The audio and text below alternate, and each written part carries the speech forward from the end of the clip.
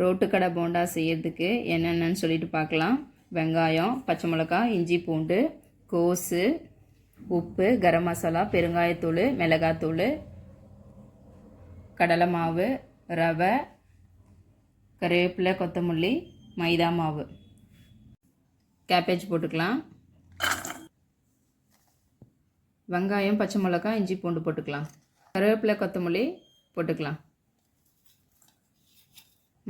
மைதா மாவு 2 ஸ்பூன் போட்டுக்கலாம். ரவை 2 ஸ்பூன் போட்டுக்கலாம். அரிசி மாவு இருந்தாலும் அரிசி மாவு போட்டுக்கலாம். நான் ரவை போட்டுக்கிறேன்.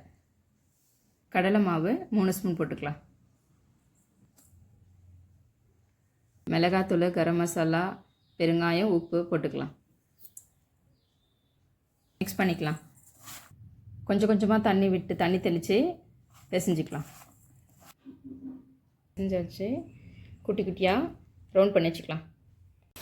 எண்ணெய் காஞ்சிச்சு, எண்ணெயில் போட்டுக்கலாம்.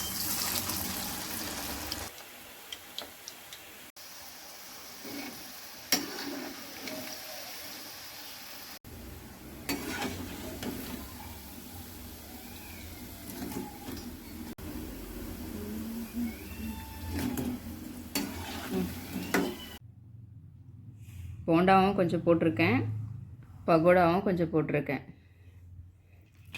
போண்டா பாருங்கள் எவ்வளோ சாஃப்டாக இருக்குது.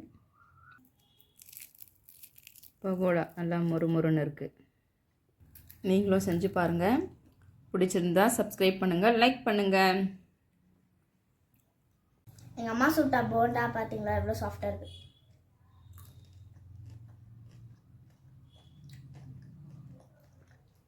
டேஸ்ட்டாக இருக்குது. நீங்களும் ட்ரை பண்ணி பாருங்கள்.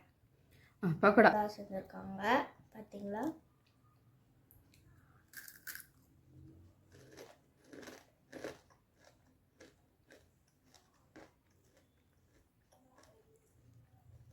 செம்ம டேஸ்ட்டாக இருக்குது. நீங்களும் ட்ரை பண்ணி பாருங்கள்.